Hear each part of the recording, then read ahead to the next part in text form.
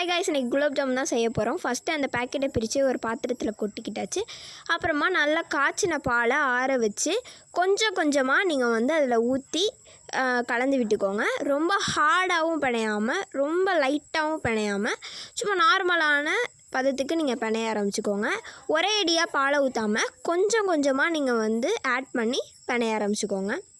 சப்பாத்தி மாவு மாதிரி பிணையாமல் கையில் ஒட்டுற அளவுக்கு நீங்கள் பிணைய ஆரம்பிச்சுக்கோங்க. நாங்கள் இந்த மாதிரி தான் பிணைஞ்சோம்.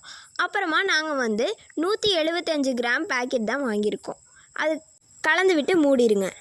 நெக்ஸ்ட்டு ஜீரா தான். 200 ml வாட்டர், 200 ml சுகர், 2 ஏலக்காய் போட்டு தண்ணி நல்லா கொதித்து வர அளவுக்கு வந்துடும். அப்புறமா நம்ம பாலை நல்லா உருட்டியாச்சு. எங்களுக்கு 32 பால்ஸ் வந்துச்சு. உங்களுக்கு எத்தனை பால்ஸ் வந்துச்சுன்னு சொல்லுங்கள். அப்புறமா பொரித்து நம்ம ஜீராவில் போட்டாச்சு. 1 நைட் ஃபுல்லாக அது ஊறுனுச்சு. மார்னிங் ஓப்பன் பண்ணி பார்த்தோம், செம்ம பெருசாக ஊறி இருந்துச்சு. சரின்னு சொல்லிட்டு அதை சாப்பிட ஆரம்பித்தோம். உள்ளே செம்ம க்ரீமி. நீங்கள் மறக்காமல் ட்ரை பண்ணி பாருங்கள். Like and subscribe me. மறக்காமல் கமெண்ட் பண்ணிடுங்க.